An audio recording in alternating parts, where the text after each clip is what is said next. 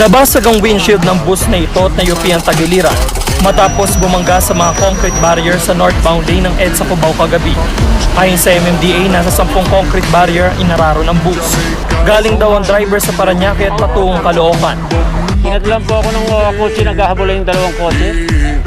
So pagkat sa akin, yung iwas ko, barrier na pala. Kasi malapit lang ako sa barrier eh. Hindi na nakuha ng driver ang plaka ng dalawang sasakyan na sinasabi niyang nag-cut sa kanya. Tumagas ang diesel ng bus sa EDSA, kaya kinailangan itong lagyan ng kuso. Saka binomba ng tubig ng mga bumbero ang kalsada.